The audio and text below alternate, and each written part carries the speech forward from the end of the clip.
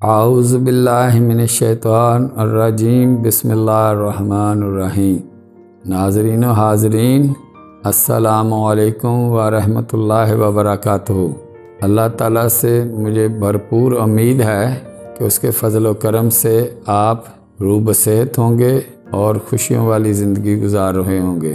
آج کا عنوان ہے با ادب بامراد، بے ادب بے مراد۔ انگلش میں اسے کہیں گے ون ہو رسپیکٹس آفٹر آل گینز۔ مگر کیسے؟ کہ بعد سے ہم سمجھتے کیا ہیں؟ اگر ایک شخص کسی دوسرے شخص یا لوگوں کے ساتھ شائستگی سے ملتا جلتا ہے، بات کرتا ہے، سلوک کرتا ہے، تو ایسا شخص جو ہے اس ضمن میں آتا ہے کہ وہ باادب ہے اور دوسروں کا احترام بھی کرتا ہے۔ اس کے کچھ معنی اور کچھ اس کے پیچھے راز کی بات ہے۔ عام طور پر یہ باادب بامراد اور بے ادب بے مراد اس حوالے سے لیا جاتا ہے کہ اس دنیا میں ہر شخص کسی دوسرے شخص کا کسی حوالے سے بھی شاگرد ہے اور ایک شخص دوسرے شخص کا ٹیچر ہے، یعنی کوئی سیکھ رہا ہے اور کوئی سکھا رہا ہے۔ تو اس حوالے سے یہ باادب ہونا بہت ضروری ہے۔ اگر ایک شخص خصوصاً جو سیکھ رہا ہے وہ اپنے استاد یا اپنے مرشد کے ساتھ ایک ایسے سلوک سے پیش نہیں آتا جو کہ قابل ستائش ہو یا اس معیار کا نہیں ہے، تو وہ گھاٹے میں رہے گا۔ مگر کیسے، یہ میں ابھی آپ کے گوش گزار کرتا ہوں۔ ہمیں چاہیے کہ ہم اگر شاگرد ہیں یا استاد ہیں تو ان کے درمیان جو ایک رشتہ احترام اور آداب کا ہوتا ہے وہ قائم رہنا چاہیے۔ باادب سے یہ چیز سامنے آتی ہے کہ ایک شخص جو ہے اپنے استاد کا، ٹیچر کا احترام کرتا ہے۔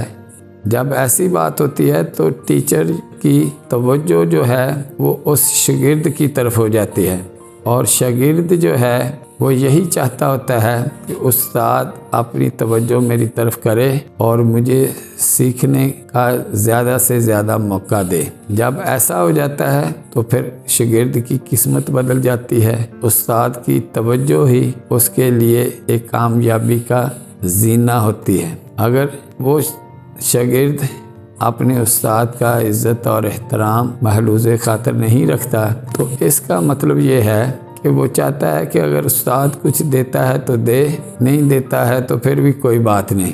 ایسا شاگرد جو ہے وہ کامیاب نہیں ہوتا اور استاد سے یا ٹیچر سے وہ فائدہ نہیں اٹھا پاتا جو کہ اٹھانا چاہیے۔ تو ایسے شخص کو جو استاد کی وہ قدر نہیں کرتا جس کا وہ مستحق ہے، اس کو بے ادب کہتے ہیں۔ اور بے ادب جو ہے وہ ظاہری ہے کہ استاد کا دل نہیں چاہے گا کہ اس کو جو ہے وہ چیزیں بتائے جو حقیقت میں عروج پر لے جاتی ہیں۔ کیوں نہیں دل کرتا ہے؟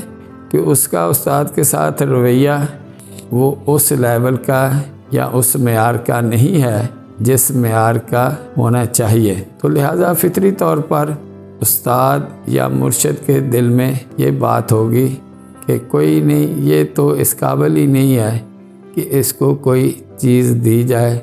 کیوں؟ چیز لینے کے لیے یا خیال کروانے کے لیے بڑے پاپڑ بیلنے پڑتے ہیں، تبھی جا کے جو ہے انسان کچھ حاصل کرتا ہے۔ وہ پاپڑ یہ ادب و احترام ہی کا نام ہے۔